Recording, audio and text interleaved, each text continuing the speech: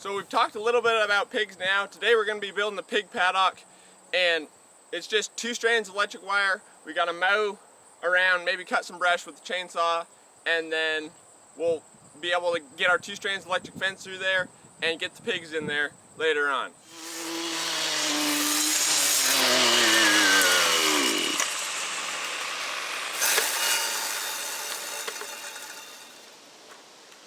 So basically all I'm using here is a large weed whipper with a grass cutting blade on the end, and I'm just making like a 5-foot swath, and then I'll just come back down and run my fence right along the center, just 2 strands of electric wire, and away we'll go. It's pretty simple. Once you get going, it doesn't take that long. Alright, so I got a 4-foot piece of rebar.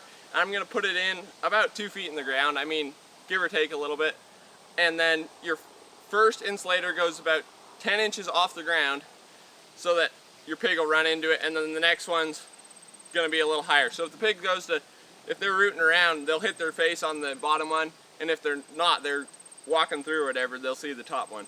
That's kind of the general idea. You put it, like I said, 2 feet in the ground, 2 insulators, and away you go. Pretty easy.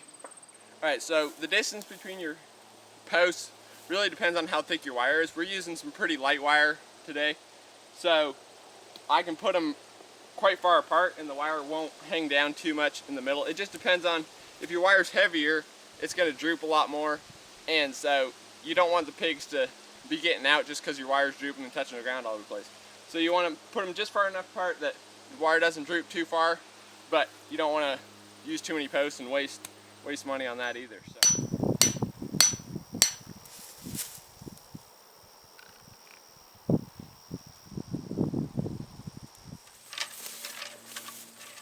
So when I get to the corner here, I'm just going to wrap it around the insulator a couple times and then go ahead and turn the corner.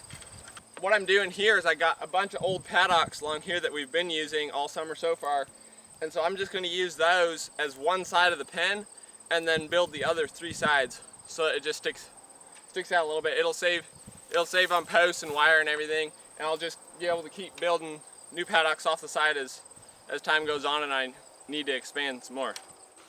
Alright, so if you run out of wire halfway through, you're just going to have to splice it on. So just kind of make a loop with one piece and then stick the other piece through that loop and tie it off too. When you get to a corner where you don't have a gate, all you want to do is, instead of cutting your wire, you can just go up there and loop it around the bottom one, then around the top one, and head back. And then in order to connect this side with this side, you'll have a little wire jumper, and you'll just loop it around the one side and just make it so it has a little hook on the other side. You can just flip it around over there. So if you build another paddock over there, you won't want this fence on all the time. So then you can unhook that one and hook it over here so that this fence is off and this fence is on, along with this side here. Here we've got our gate. It's about 6 feet long. I had some 4-foot gates, but the pigs didn't really like going through them. I think it was a little too narrow. So I built a couple 6-foot gates, and all I've got here is a piece of cable, insulated cable, and so I'm just gonna hook it. I stripped the end off a little bit, took a couple pieces out. I'm just gonna hook it over the wire here, and then it runs across the gate and it'll feed to the other fence. So the power will come from there, just come down here, across, and out there.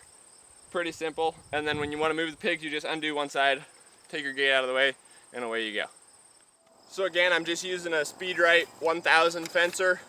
I got hooked to a 12-volt battery.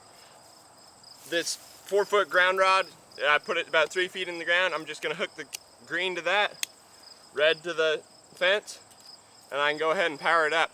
As long as all my wires on the corners I have them jumped properly, my whole paddock should be all set, and I can go ahead and move the pigs in here. So as you can see here, I got the pigs moved in, and they've got it all tore up in here already.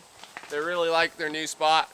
And so building a pig paddock isn't really that hard. It just takes a little bit of time and a few materials. It's not that hard to do. Anyway, please consider subscribing, and thanks for watching. If you have any questions or comments or anything, please let me know, and I will try to get back to you on those whenever I can.